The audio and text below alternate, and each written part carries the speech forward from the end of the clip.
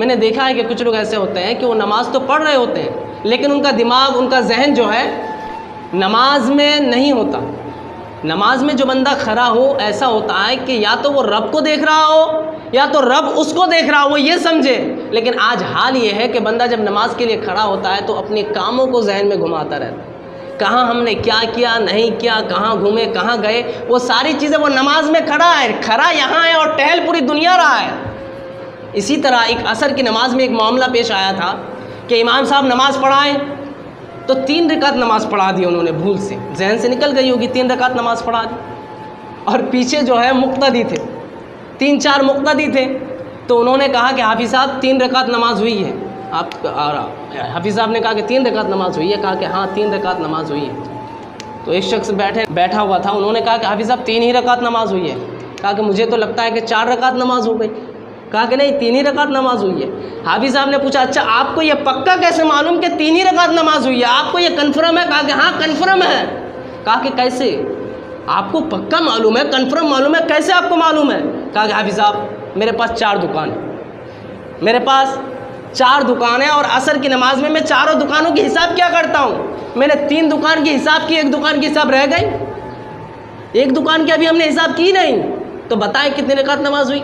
3 دکان کی حساب ہوئی ہے۔ میرا روز کا معاملہ ہے کہ میں جو چاروں دکان کی حساب کرتا ہوں وہ عصر کی نماز میں کرتا ہوں، 4 رکعت میں، 1 رکعت میں 1 دکان کی، 3 دکان کی حساب کی، 1 دکان رہ گئی ہے، آپ 3 رکعت نماز پڑھائیں۔ ایسے حال ہے، نماز میں کھڑے ہیں، ذہن ہمارا نماز میں نہیں ہے، ذہن ہمارا ادھر سے ادھر بھٹکتا رہتا ہے۔ اس لیے جو ہے جو نماز پڑھا کریں تو اس وقت جو سورت پڑھ رہے ہیں آپ، جس کی تلاوت کر رہے ہیں، اس پہ غور کیا کریں، اور اکثر و بیشتر آپ اس سورت کو پڑھیں جو سورت آپ کو سمجھ میں آتی ہو کہ اللہ رب العزت اس سورت میں ہمیں کیا بتا رہا ہے، کیا درس دے رہا ہے۔ جب آپ اس اعتبار سے پڑھیں گے نا، اس خیال کے ساتھ پڑھیں گے نا، تو آپ کے ذہن سے جو حرفات ہیں، دنیا کے معاملات ہیں ادھر ادھر کے، وہ سارے نکل جائیں گے، وہ سارے نکل جائیں گے، آپ کا خیال نماز ہی میں رہے گا۔ جب آپ غور کر کے پڑھیں گے کہ جو میں سورت پڑھ رہا ہوں اس میں اللہ رب العزت کیا کہہ رہا ہے، ترجمے کے ساتھ بھی اسے دیکھ لیا کریں خالی ٹائم میں، تو اس اعتبار سے پڑھیں گے، دماغ خالی نہیں رہے گا۔ جب دماغ خالی نہیں رہے گا تو آپ کا ذہن نہیں بھٹکے گا، یہ بھی ایک طریقہ۔ تو میرے عزیز دوستوں اور بزرگوں، جو نماز پڑھیں تو اس حال میں بھی جو ہے خیال ہمارا جو ہونا چاہیے، ہمارا یہ خیال ہونا چاہیے کہ اللہ رب العزت ہمیں دیکھ رہا ہے۔ اگر یہ نہ ہو تو کم سے کم اتنا ہونی چاہیے کہ میں رب کو دیکھ رہا ہوں، اتنا تو خیال بندے کے اندر ہونا چاہیے۔ اور بندہ جب نماز کے لیے کھڑا ہوتا ہے گویا وہ رب کے سامنے کھڑا ہوتا ہے، رب سے باتیں کر رہا ہوتا ہے، باتیں نہیں کرتا ہے، باتیں ہی تو کرتا ہے۔ وہ الحمد کی صورت پڑھتا ہے، الحمدللہ رب العالمین، تمام تعریف اللہ کے لیے جو دونوں جہاں کا رب ہے، مالک یوم الدین جو قیامت کے دن کا مالک ہے، ایاک نعبد و ایاک نستعین، ہم تیری ہی عبادت کرتے ہیں، تجھ سے ہی مدد چاہتے ہیں۔ تو باتیں ہی تو کر رہا ہے بندے سے، پہلے دعا کر رہا ہے، اب ادھر جو ہے پھر نیچے وہ کہے گا اہدنا الصراط المستقیم، ہمیں سیدھے راستے پر چلا۔ پہلے تعریف کی رب کی، اب وہ جو ہے اپنے لیے کہہ رہا ہے۔ تو بندہ رب، گویا کہ بندہ رب سے باتیں کر رہا ہوتا ہے۔